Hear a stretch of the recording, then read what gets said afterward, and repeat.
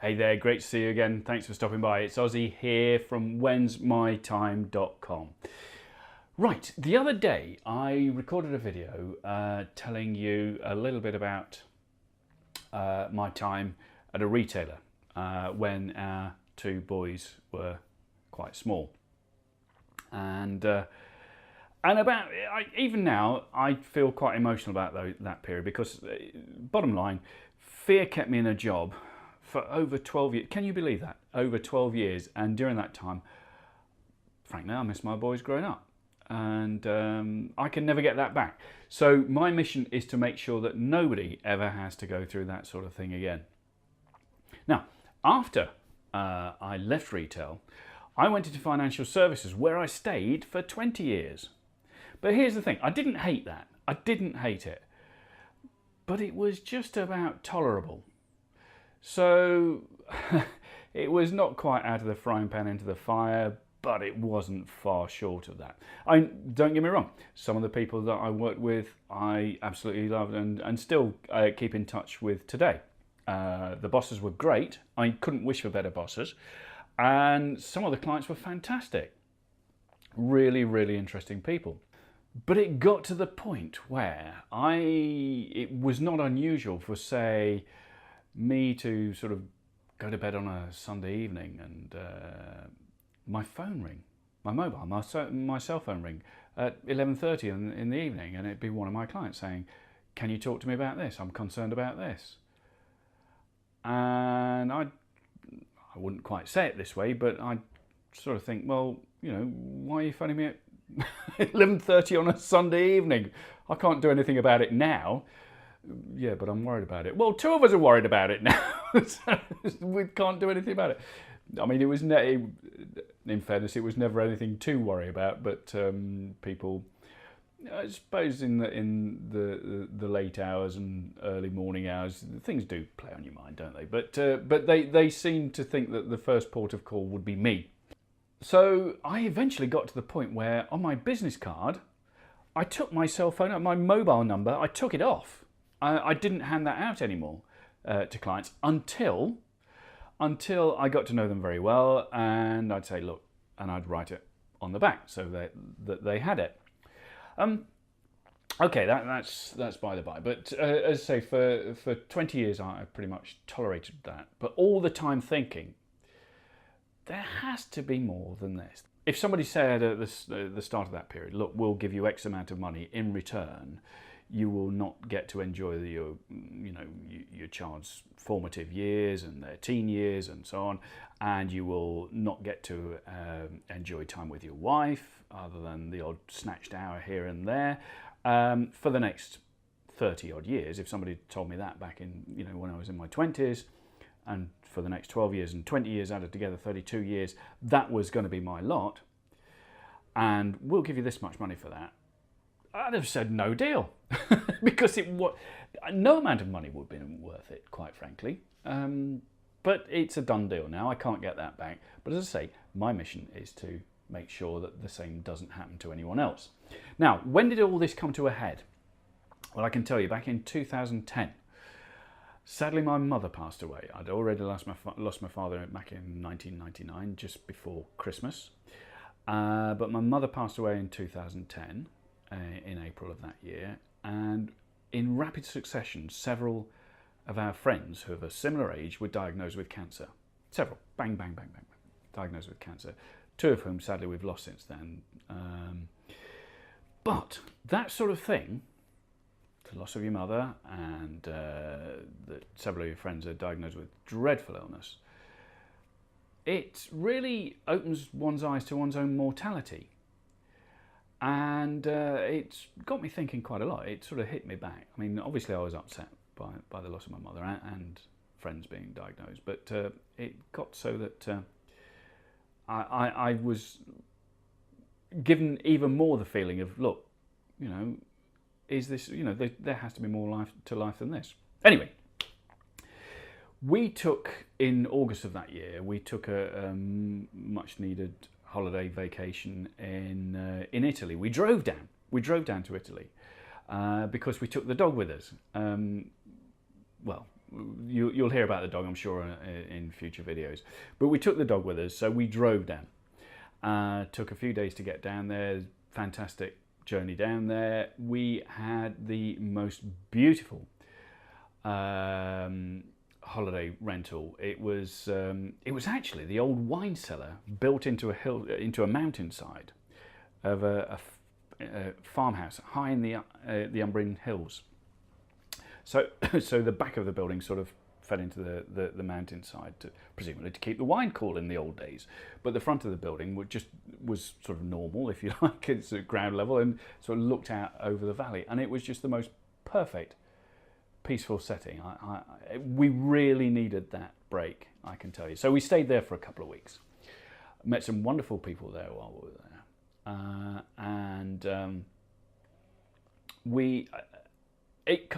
everything about that stay, the journey down, the stay, was absolutely perfect. And on the Thursday of the second week, so we were due to start our drive back on the Saturday. On the Thursday of the second week, we'd had, I don't know what's the a superlative of perfect might be, but if we'd had a perfect stay there, this was hyper perfect. The day that we'd had, and we were sitting out after dinner on the little terrace in front of our cottage, and a beautiful warm evening with the stars above, and it was the time of the Leonid showers, comets going not comets, meteor showers. We're watching the sort of Milky Way above, and we could see down the valley on a far distant hillside. There were the lights of Assisi twinkling in the distance, and it was just beautiful. And I turned to Carol, my wife, and said, "I'm not prepared to do this anymore." And she said, "What?" I said, "Well, I'm not prepared to live the life that we're living.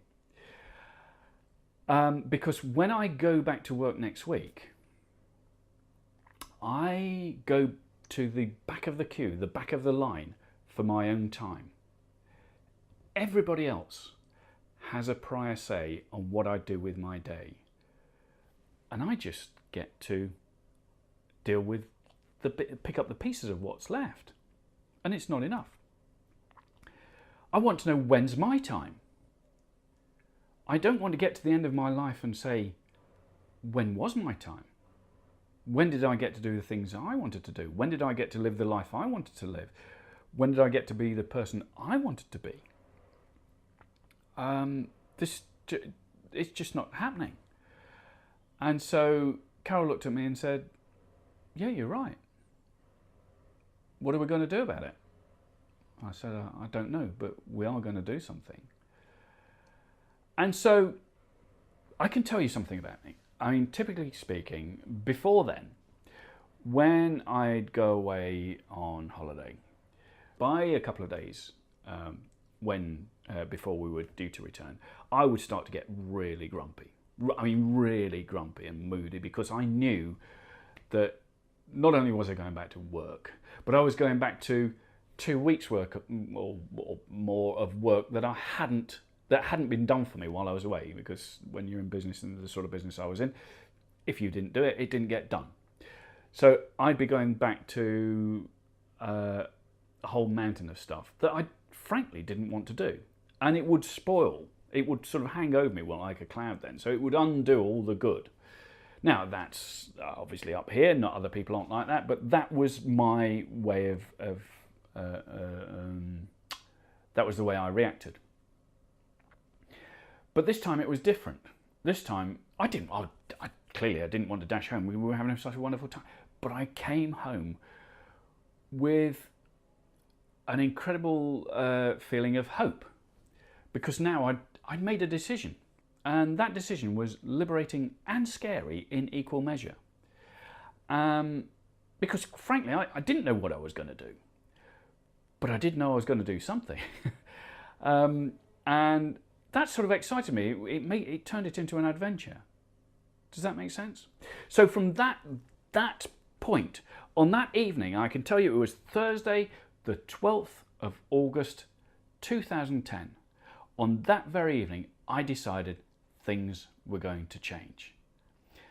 And that's what When's My Time is all about.